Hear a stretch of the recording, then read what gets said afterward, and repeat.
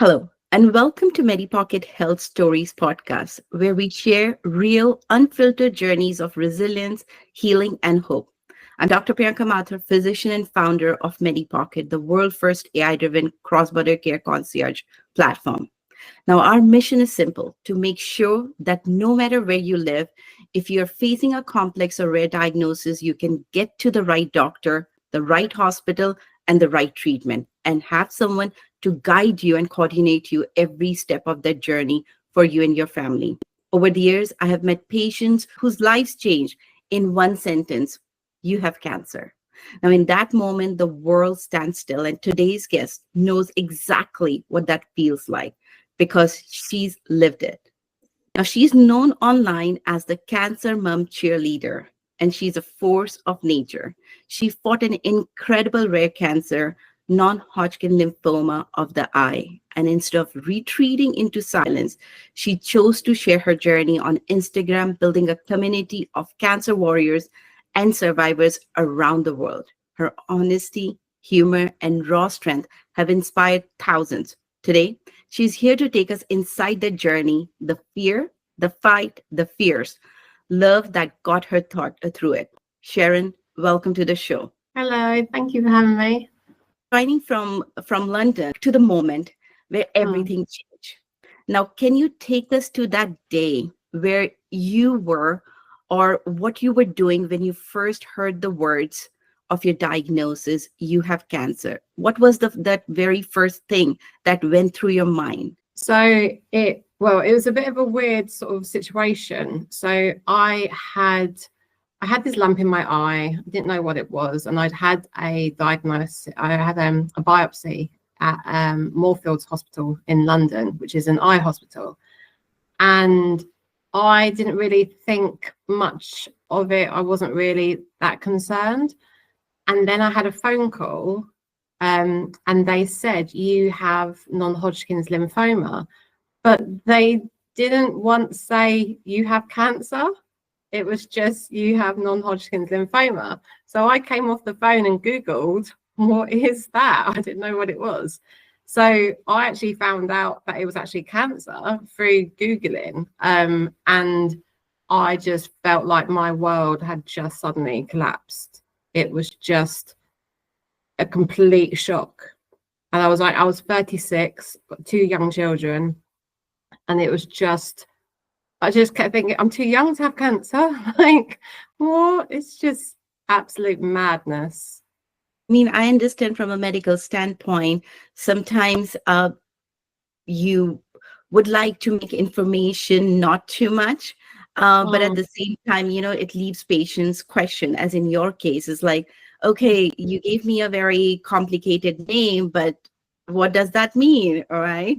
You have to go online and look for and take that news by yourself. You got this answer that it's a cancer, but not just any cancer. It was, the eye cancer, which is one of the rare ones, in the non-Hodgkin lymphoma in the eye. Now, many people have never even heard of that. People very much know about the general cancers, but so did you know it existed before your diagnosis? How did you feel? And how did you, had something so rare figure out? Went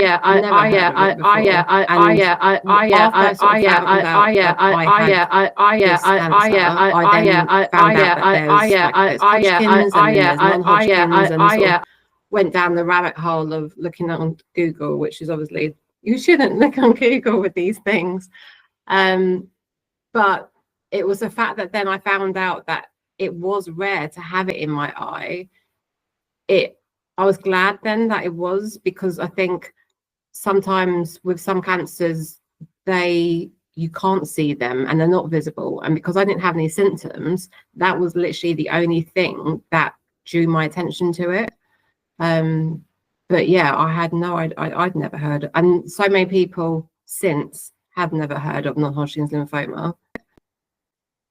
And that's why I talk about it quite a lot, because there are so many cancers out there that we need to shine light on. The fact is, it's literally 1% of all NHL cases. So it's really rare. for people to know, but at the same time, sometimes even the specialist to get it diagnosed. It's difficult because it's not that something they very commonly see. I think the Google really helped you in navigating a lot, at least the initial, which, as you said, we always recommend don't go to Google, but when you're left unanswered, you need to go somewhere. What you said, we always were those first couple of days like for you emotionally and practically. Was it panic, numbness? Were you able to sleep? What all was going on? I think the first initial thought was, I think for any mum who goes through cancer, was I first thought, am I going to see my children get married? Like, am I going to die? That was the first initial thought. And I really struggled for the few hours that followed. And I just remember looking at my children who were young at the time, and they were like, they'd gone to bed and they were sleeping. They obviously had no idea what was going on with me. And I just remember looking at them and thinking, you know, why me? Like, what did I do to deserve this? But then a few days later, there was like this switch, and I just suddenly thought, well, why not me? Like, what makes me so special that I shouldn't have cancer? Like, so many people have cancer. What makes me special? And I think it was that sort of switch that made me then just, I mean, I'm a Taurus, so I'm a stubborn woman. And I was like, I'm just going to fight this. I'm not going to leave my kids. That's not an option. So after then, I was just determined to just beat it and fight it. In medicine, we call these, like, the denial to the anger, to denial to acceptance. And but your transition from that to the other one, that I'm also a human, and why not me? And I can fight it because there are people who have fought it. And as a mom myself, I can imagine your thought didn't just stay with you, right? It's always straight goes to our children, like, what about them, or what will happen? How did you tell your children or loved ones? Did you tell them how those conversations were like? So this was happening through COVID time. So I couldn't tell my mum and my brother face to face because we weren't allowed to see each other. So I had to do a video call, but I remember having the phone in my hand, and I started the call.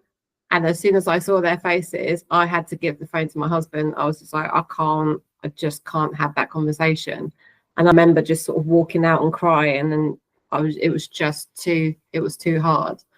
But I think because it was COVID time, it kind of made it a bit easier for me, because then I would just send messages to my friends and say, this unfortunately has happened.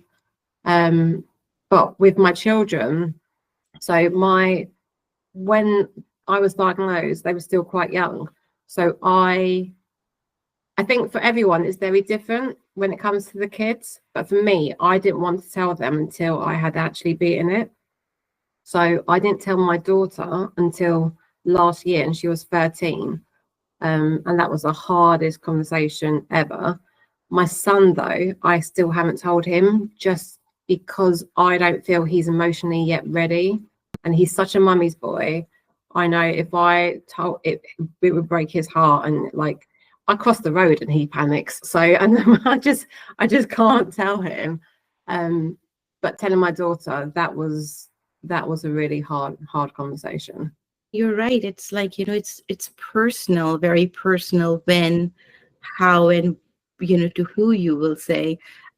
If you can share, how did your conversation with your daughter, because I think there are mothers and parents who at young stage get with such life-threatening diagnosis, and they sometimes they just don't have enough time. I mean, and they're given the timeline.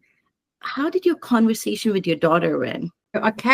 I knew that I wanted to tell her last year, and I kept trying to find the right time. And I think it just got to one evening, and I thought there isn't a right time for this conversation. Like, I just need to sit her down. And then I was like contemplating, should I have my husband with me? I thought, no, it's my story. I need to tell her, like, one-to-one, just me and her. So I sat her down, and because I had radiotherapy, so I would have an eye patch over my eye. So they both knew that mummy had something wrong with her eye, but they needed therapy strength. And I also wanted her to know, because I didn't want her to think, as many children do, that cancer is a death sentence. There are people who pass, but there are people who survive as well. So I wanted her to not have that fear around cancer. Your son still doesn't know. How did you convey her that this information should not go to the brother? Was that even a part of a conversation, or you just left it open? She actually turned round and said, I don't think you should tell him. Oh, wow. And I mean, he's still, he still believes in Santa. And it was a case of, yeah, I think you're right. So it was the fact that then she knew that he wasn't yet emotionally ready. So she's never, like, if we ever talk about it, we sort of, we won't talk about it in front of him. But it's really hard because I feel like we're keeping a secret from him. But at the same time, he's not emotionally ready. I will tell him, but he's just not there yet. For all the reason, as a woman, as a girl, right, as a female, we are very strong, unmature. Like, I have a girl and a boy, right? My girl is younger, my boy is older. I still feel she's stronger emotionally, taking things compared to him. So, you're right. Sometimes it's like you need to find that balanced time where it feels like they can take it in a right way, because the media, the world, or whatever they have, or the movies have shown it very differently. They have always shown it's the end of the road, whereas it's not, right? Once you got this diagnosis understood, how was it finding, the right treatment for something rare?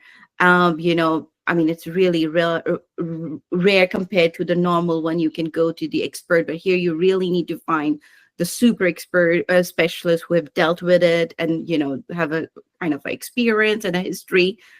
What was the hardest moment in the start the process? And were there difficulties when you started the process, the treatment, and you felt like, no, I want to know more options available? I was referred to St. Bart's Hospital, which is a cancer hospital in London. And the team actually, they were really good. They sort of sat down and talked me through that I was going to be having radiotherapy. Beforehand, I had loads of scans. So I had MRI, CT scans, X-rays to make sure the cancer hadn't spread anywhere. So because the cancer was just in the eye, they felt quite confident that the radiotherapy would then kill it off, and that I'd be okay after that. So I didn't really sort of look into any alternatives, because they did seem quite sort of confident in that, the radiotherapy was going to work.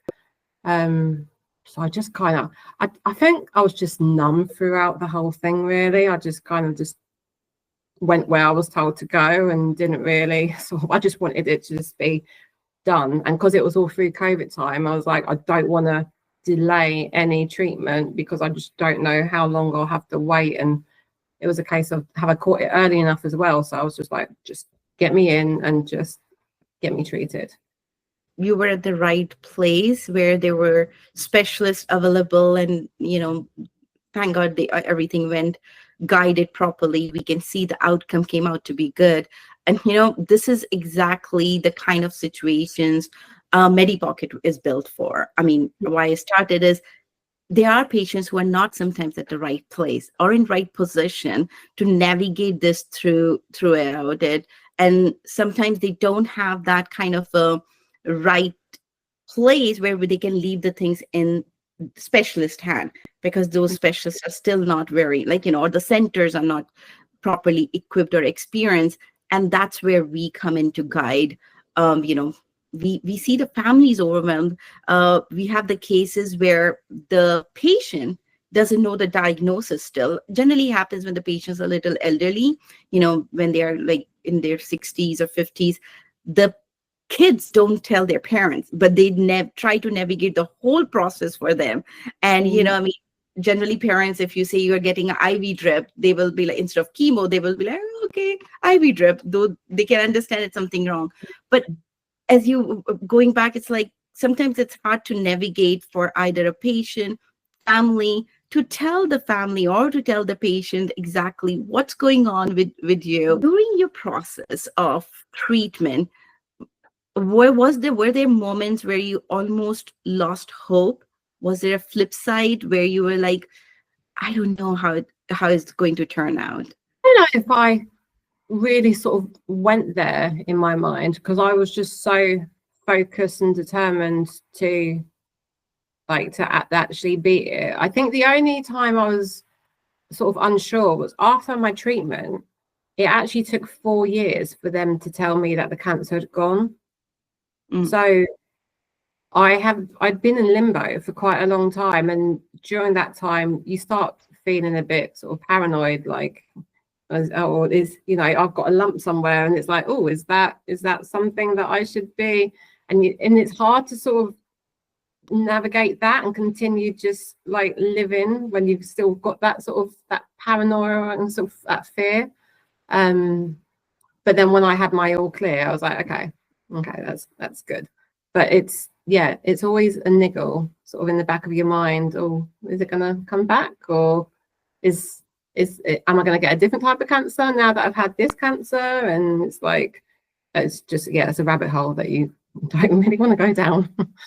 Was that cancer? And it's like waiting period where you constantly checking back with your doctor, even if you have the slightest fever or sneeze, you're like, hey, I need to come and get it. How was that waiting time period until you get all cleared? It was hard, really hard. And it's hard to sort of not let that take over. But then at the same time, I would sort of then say to myself, Sharon, you've got to live. Like, stop letting cancer have that control. Like, it's not having any more control over you. But yeah, it's tricky. It is tricky. It's like having the angel and the devil on your shoulders. It's shush the devil. You try to force yourself as normal to push with the kids and all. Wow, this is very, like, I mean, we hear the stories, we are with the patients. We have, like, patients from every corner of the world giving that experience. But I think hearing and living is very different. We can, as much we can try to get in and sympathize, but I think when you live those moments, as you very well said, like, that you have an angel and devil, is like, hey, I just want to look or listen to the one who's guiding me to the positive, at least keeping me positive. And I think it's every second struggle you go through it, even during sleep. Hey, I want the right dreams. The beautiful part about your journey is, like, there are people, and you could have kept your story private, but instead you choose to share it publicly and build a community. So what made you start posting about your journey, and what has it meant for you and for people who follow you? It's meant everything. So I think I wanted to, so after my treatment, I went back to my job, and I was working in an office job. And 6 months into that, I kind of just thought, what am I doing? Like, I've been given what I call a second chance life, and I was like, I'm wasting it. Like, what am I doing? So I started my own business, and I trained up in nails, and I've had my own nail business. But last year I was like, something's missing. And I realized I really wanted to get into mentoring, and I really wanted to get into helping other mums who've had cancer, because even though, like, my radiotherapy team, like, they were amazing, I didn't have any other support. A lot of people in the UK, I'm not sure about in America, but in the UK, they have Macmillan cancer support. I was never offered a Macmillan nurse. I don't know why, and I still don't know why. And it kind of made me feel like, is my cancer not important enough? Am I not important enough to be offered that support? And I hated how that made me feel. So I decided I don't want any other mum or any other woman really to feel like that. Like, I want to be able to help in any way I can. And even though so many other women haven't, we all have different cancers, but we all resonate, because we've all gone through the same fears and we've all gone through the same stresses and the same worries. So that was why I decided I want to get my story out there. And I've lost people through cancer. I've lost my stepdad through cancer. So the people who don't have a voice, I want to be their voice. I want to shout for them, because cancer is such a taboo subject. People just don't talk about it, and we need to squash the taboo. We need to be talking about it, because we need to raise that awareness and educate. And the women now that I've met through like Instagram and the community that I've built, these women are amazing. Like, they inspire me. Like, I'm blown away by the courage and the bravery that they show. So I'm like, well, it's a disservice if I don't help them. Like, I've been put on this earth to do this. This is my purpose. Like, I'm 41 now. I finally know what my purpose is, other than being a mum. And it's like, I'm not going to stop. I'm just going to keep helping as many people as possible. My purpose is so powerful. You really turned something into, made a mission to your life, a purpose for your life. And you're very right. A lot of people need to talk to someone, right? Yeah. If it's not medical advice, support, like, how should I go through that journey? Like, very kind of critical questions, like, when should I share my information? And if I do, how should I? Everybody choose their own ways. But I feel like if I can talk to someone who went through the same, thing, and if I can get some direction, it helps, instead of myself navigating the whole process. And as a female, we all feel like, oh, I have to figure out everything, right? Yeah, it is all our shoulders. The world is on us, right? Our family, we just are sometimes kind of little bit, not say afraid, but reluctant to ask for help. And most of the time, because the person you're asking help are either not the same gender, that's why we don't not relate to them. They might be expert, but we can't relate to them because they are not the same gender, or they have not gone through that part. They might be expert, but they have not gone through that part. We are like, no, I'll figure out myself. Having someone like you there, right, where they can reach and talk, I think that's a beautiful thing with the community that you have built. And I believe you might have women from around the world reaching to you to just talk and share. When these women reach to you, what is just that one common question you have always heard? I think it depends really, because I have women contacting me who are going through cancer still, and then there's those who are on the other side. And I think sometimes they're just looking for hope, and they're just looking for somebody to actually listen to them and tell them that it will be okay. But it's really hard with Instagram, because there's like the flip side, there's like the toxic positivity as well. And sometimes they don't want that. They just want realness. They don't want to be told, yes, it's, you're going to be okay. And they just want to be told, it's going to be hard. It is going to be hard. But you have the strength, and you have a family, and you have friends to lean on. So I think sometimes, it's just truth. That's what they're after, because they can't potentially get it from their doctors. And it's like, and I think as well, it's quite hard with doctors, because a lot of the women, myself as well, a lot of us have been misdiagnosed. So then sometimes it's hard to have that trust. So then that's why then I think they then turn to someone who's been through it, because I know what they've been through. I think they know that you wouldn't be worried about what proper words needs to come out to keep yourself safe from the liabilities. Unfortunately, in the medical profession of ours, we really have to use words very carefully.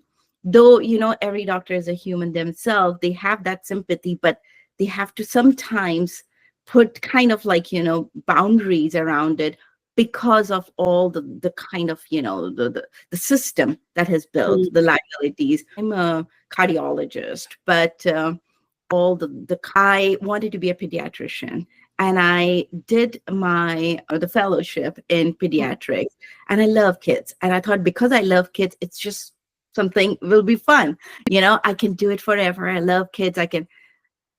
But what you don't realize in medicine, when you get in medicine, it doesn't matter what type of category of people, like, older people, young people, and all, you are going to treat ones that are sick.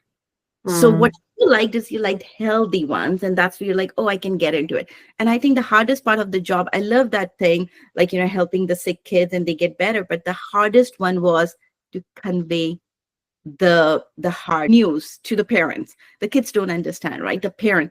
And I think finding the word that could be sympathetic, but at the same time keep the medical norms in mind, it is the hardest thing. And I was like, no, I can't do that. I was like, I Mm. better in cardiology, at least patients a little bit that can understand, and parents, I can convey the news in a little better. So I understand sometimes you cannot build that relationship. There could be trust, but you can't find the comfort, the word Mm. would be, with your doctor, right? Because they can't do with the restrictions around. And that's why I think having someone like a community that you're building where people can talk to each other and find that comfort is like, as you rightly said, sometimes you just don't want to have a too much positive, like, hey, yes, it's all fine. No, it's just a hard journey. But if I can do it, you can do it too. You have come on the other side of this journey with the treatment, with the clearance. Have With this mission, have your priorities or have changed, when it comes to your, beside this community you're building, other things that you do in the life? It could be social, entertaining. Do you do things differently now? Yeah, I mean, having cancer changes your perspective massively. Um, so I very much now try to live my life to the fullest.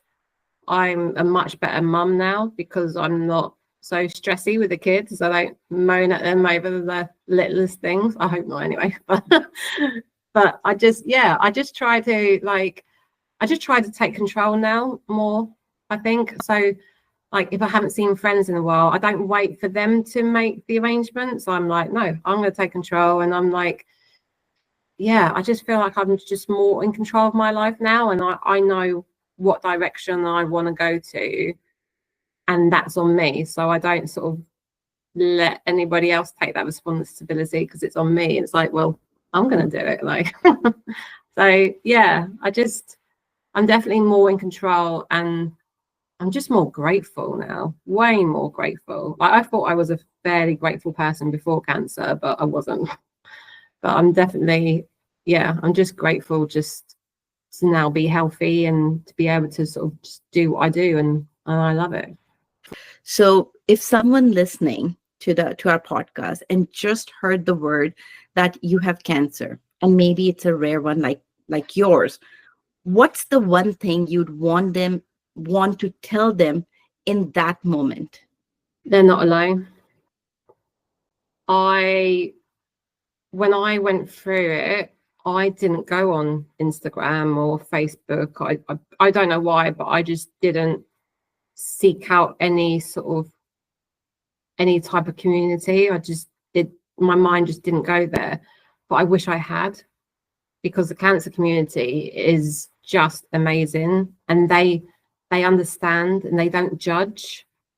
And I think when you go through cancer, you get all sorts of thoughts go through your mind, and you get dark thoughts. And I think to be told that whatever thoughts you're having, that you're not alone and it's okay to have those thoughts, I think there's a lot of comfort in that. I think that's powerful, right? That, and especially it relates to yours. Remember, like as you were sharing your thing, that when you got it, you were like, why me? And then after some time, it turned as like, why not me? There are other people too, as a human. Thank you so much for sharing the journey with your journey, and opening your heart and letting us walk through your journey with you. Honestly, as a medical person, as a mom myself, your courage, your honesty, and your ability to turn something so painful into a source of hope is exactly, why we share these stories to people feel like you're not alone, right? Yeah. So to everyone listening, whether you're facing a diagnosis, caring for someone who is, or simply here to understand, remember, you are not alone. Thank you, Sharon, for sharing your journey. Thank you so much. I really appreciate this opportunity.